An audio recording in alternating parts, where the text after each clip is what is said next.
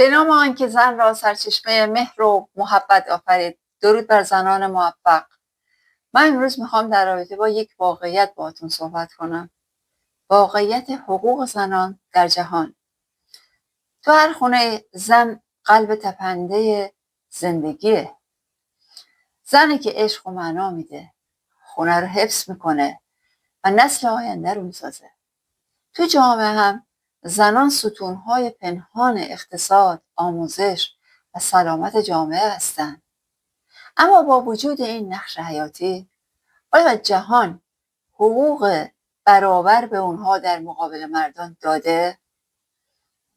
طبق گزارش رسمی نهاد زنان سازمان ملل که در تاریخ 8 مارس 2026 همزمان با روز جهانی زن اعلام شد، زنان در جهان تنها 64% از حقوق قانونی مردان رو دارن.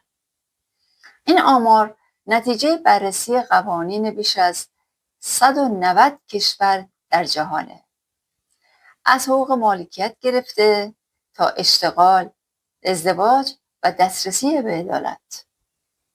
این یعنی هنوز در بسیاری از نقاط جهان زنان برای ابتدایی ترین حقوق خودشون با محدودیت های روبرو هستند. محدودیت های قانونی.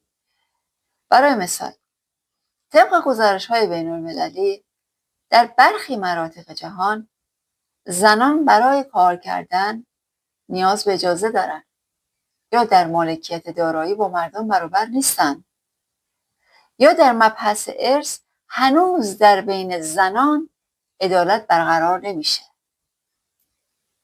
نکته مهم اینجاه، هیچ کشوری، تأکید میکنم، هیچ کشوری در جهان هنوز به برابری کامل حقوق زنان و مردان نرسیدن. اما در میان این واقعیت ها امیدم وجود داره. ناامید نشیم.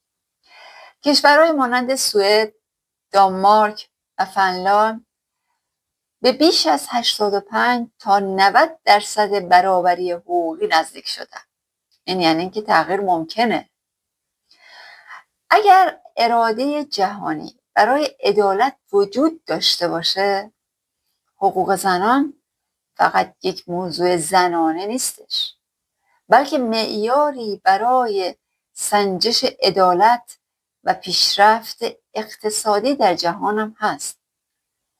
بنا به گزارش بانک جهانی، زنان فقط حدود 64% از حمایت‌های اقتصادی مردان برخوردار هستند.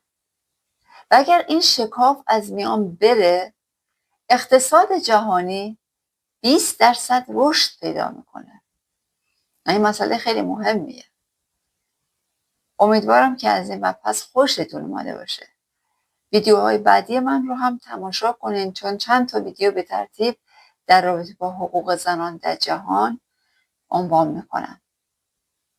اگه از این مطلب خوشتون اومد، میتونید با زدن دکمه سابسکرایب و زنگوله و یا لایک ساده و همچنین میتونید کامنت بذارید برای من. اگر کامنت های حتی انتقادی دارید، پیشنهادی دارید یا تشویقی دارید، هیچ فرقی نداره، برای من کامنت بذارید. من تمام کامنت ها رو دونه دونه میخونم و جواب میدم.